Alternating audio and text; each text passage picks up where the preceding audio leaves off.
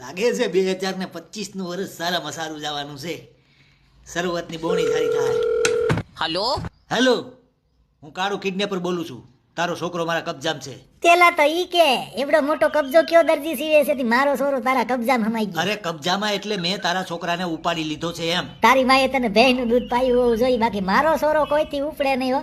પૂરો 70 ને 5 કિલાનો છે. ધન છે તારી જનતાને. અરે કેમ સમજાવું આને? અરે બાબા, મેં તારા છોકરાને પકડી લીધો છે.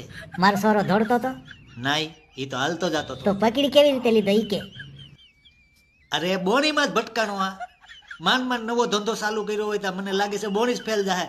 અરે સફરજન, હું તારા છોકરાને લઈ ગયો તો છું. તારું ભગવાન સારું કરે. લાઈ 10 લાખ દે. અરે હું કેમ પૈસા આપું? તું લઈ ગયો ને મારા સોરાને? આ તો તારે લઈ જવાનું હોય ને તારે મને પૈસા આપવાના હોય. તો તું લઈ ગયો તો મને દીધા? અરે પણ હું કેમ પૈસા આપું? અરે તું લઈ ગયો ને મારો સોરો, નો સમજાણું? નહીં, સોરો કોનો છે? તારો. એની સરકારી સહાય આવે તો કોને મળે? તને મળે. લે હવે સમજાણું. એવું ન હોય એલા ભાઈ, મારે તારા છોકરાને બદલામાં પૈસા જોઈએ. તો જેની પાસે સોરો હોય ઈ પૈસા દે એમ? હા, તો સોરો કોની પાસે છે? મારી પાસે. તો દે રૂપિયા. અરે ભાઈ, તો હું કિડનેપર છું, પછી મને ક્યારે રૂપિયા મળે? તો તારો સોરો કોક ઉપાડી જાય તઈ.